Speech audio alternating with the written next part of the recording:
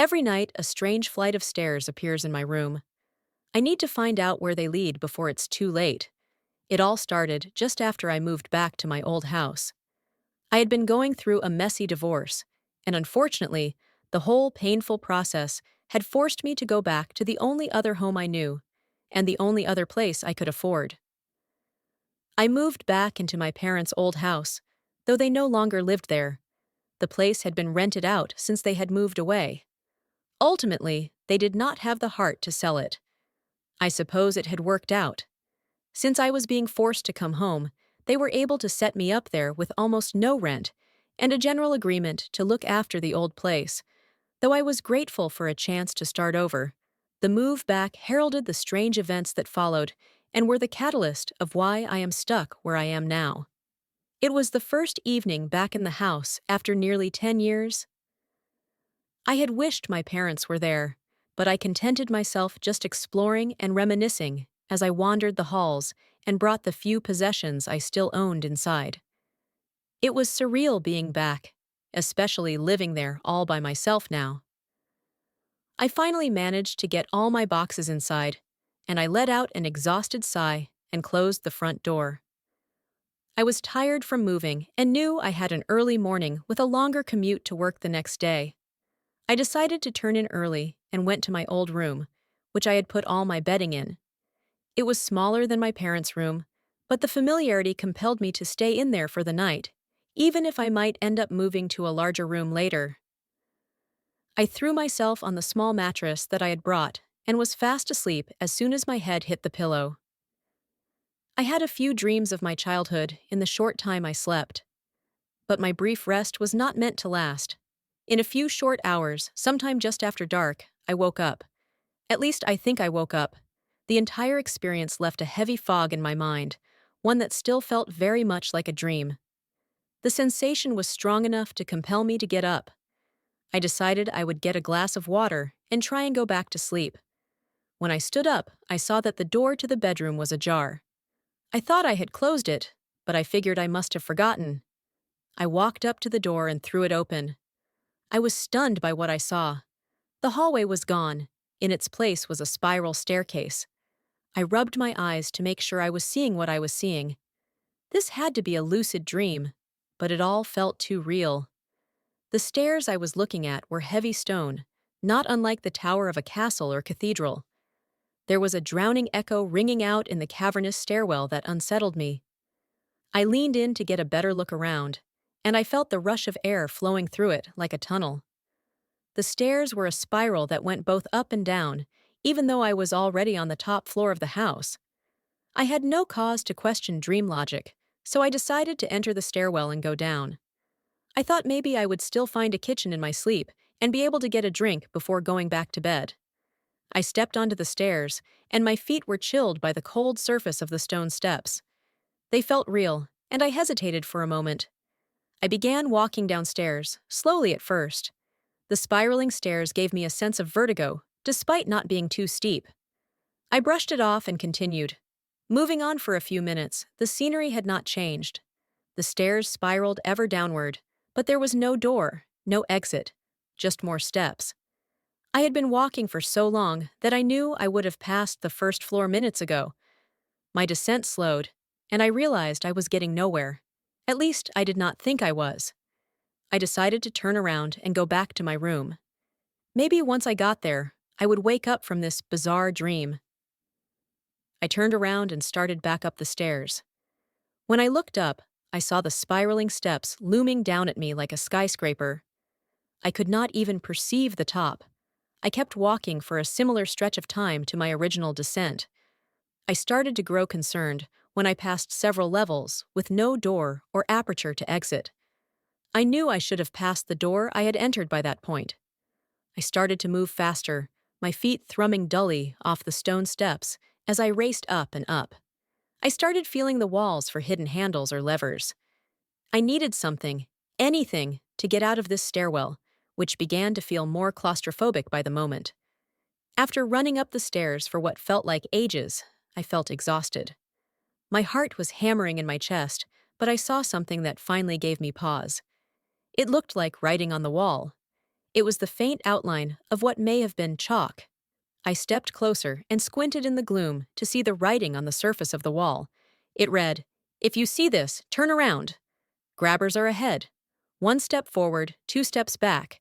The grabbers will get you if they attack. I will help you if you help. Me, so up then down, down and away you'll be. Stay safe. Sherry." I was confused by the message. Who was Sherry, and what was a grabber? I considered the odd writing and was about to blow it off when I heard something. There was a soft, dragging sound echoing down from the stairs above. I paused to listen and heard a pronounced shuffling noise, followed by the movement of some lumbering form upstairs. As I stood there, listening in rising tension, I also smelled a fetid odor and felt a chill current of air billowing down the narrow stairwell. I suddenly felt very vulnerable, and the disturbing dragging sound from upstairs grew louder and more insistent. I decided I needed to get away from that sound and whatever was making it as fast as possible. I turned back and started rushing down the stairs again. In my haste, I nearly slipped, and when I caught myself on the wall, the sound of my palm slapping against the cold stone echoed all around and above me as well. Suddenly, there was a feral cry from above me, and the slow dragging sound gave way to loud, ringing footsteps sprinting along the stairs. I started to panic and kept running down the stairs. The sound behind me grew louder and louder. I could not seem to gain any ground on whoever or whatever was making that sound. Whatever its nature, it moved with terrifying speed, and I did not think I could outrun it. Then I began to hear the low, rumbling tone of labored breathing echoing down the stairwell. I had to get out of there. Whatever was chasing me was gaining fast and would catch me at the rate I was going. I was considering something as I fled. I thought of the strange writing and realized I might have one chance to try something. The writing had mentioned steps up and down. I turned back toward the encroaching sound above me, and against my better judgment, I took a step up the stairs. Then, without turning around, I walked backwards, down 2 steps. I heard an odd shifting sound, and as if acting on some unknown instinct, I reached my hand to the right without looking and grasped a door handle. I barely had a moment to register my success when I heard the thunderous sound of rampaging footsteps bearing down on me. I took one glimpse into the shadows above me and saw the outlines of large figures rushing down towards me. I snapped out of my terrified daze and threw the door open and fell through, kicking the door closed as I dropped. I landed back in my room and painfully sat up, huffing and puffing. I had no idea what the hell happened, but I was grateful to be back in my room. I walked over to my nightstand and grabbed my phone. I saw it was 2 in the morning and I turned on the flashlight. I inched closer to the door and listened carefully. I did not hear anything, no ominous clamor or the thundering pursuit of hidden hunters, just silence. I tried to quell the paranoid feeling in my mind as I nervously grasped the handle and slowly opened the door. I peeked through the narrow opening I had left and saw the hall of my house. No stairwell, no stone steps, no shrouded figures, just the hall. I let out the breath I had been holding onto and relaxed. I decided against going downstairs for water. I did not want to see any more stairs just then. Instead, I resolved to just go back to bed. I had no idea what I had taken that day that would give me such vivid and unsettling dreams. If I knew, I would try and avoid it in the future. I shambled back to sleep and saw something odd. It was near where I had unceremoniously thrown my mattress earlier that day.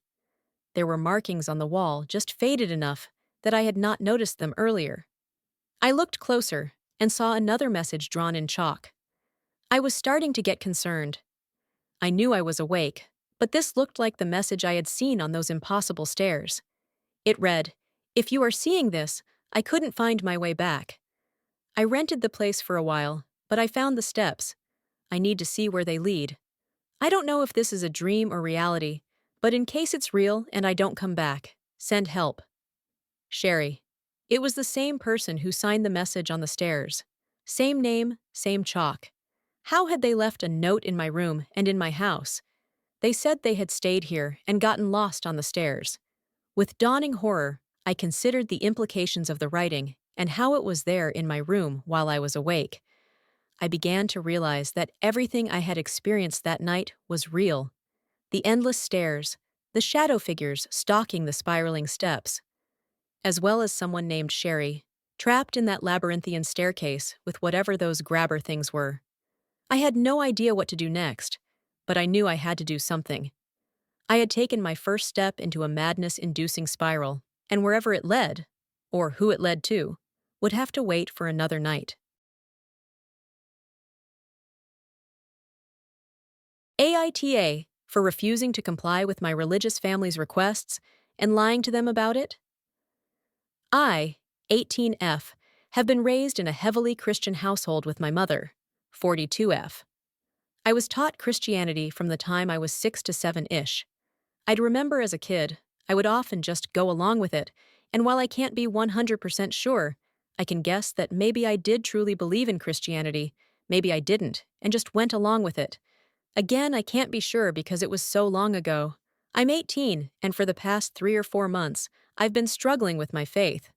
Truthfully, I've felt kind of forced into the Christian belief system since middle school, but it's been getting worse recently.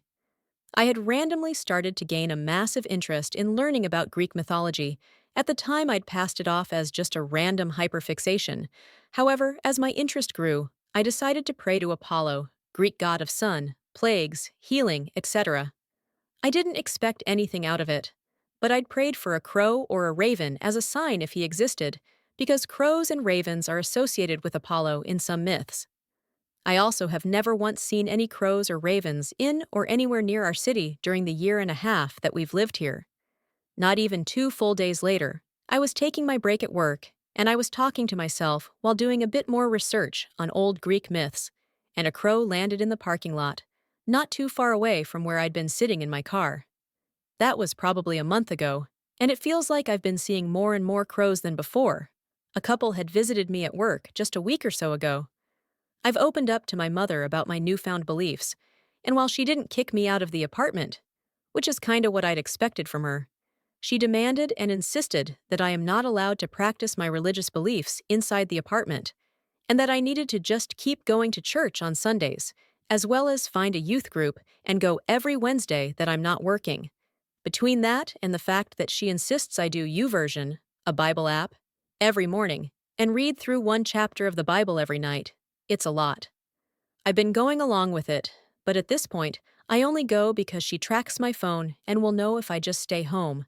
My last Wednesday at the youth group, I cleared up that I did not share Christian beliefs, but I'd still respect other people. Before group ended, I was confronted by one of the girls. Let's just call her M. M essentially told me that when she was suffering mentally, worship music really helped her spiritually. I told her I'd already tried switching up my music, at the request of my mother, to which M just showed me her playlist, and the conversation ended there. After that, I told my mother about group, because she always asks how it goes, and she told me that the reason I was struggling in middle school with my mental health was because I was worshiping Apollo, who she's convinced is a demon. To be clear, I never really had an interest in Greek mythology, nor did I ever worship Apollo in middle school. When I told her that I wasn't feeling worse, I was feeling better since worshiping Apollo, she told me that the reason I was feeling better was because she's been pressuring me to take potassium pills every morning. She thinks they help bring up my mood, when in reality, there really aren't many studies showing that potassium can outright help with depression. I immediately reminded her that oftentimes I forget or just choose not to take them, because again, most studies show that potassium may have an effect on depression. It's a very small effect in comparison to most prescription antidepressants. For the most part, I've continued to lie about going to church, and I'm thinking about asking my boss to schedule me to work this next Wednesday, and just telling my mom that I can't make it to group because of work. Lately, I've felt a lot of mixed emotions. I want to feel angry at God, but then I also feel like a disappointment to my family for straying away from Christianity. Some days, I'm confident in myself. Other days, I hate my conflict and the way I believe so deeply in the Greek gods. So, Aita, for lying to my family about my religious practices.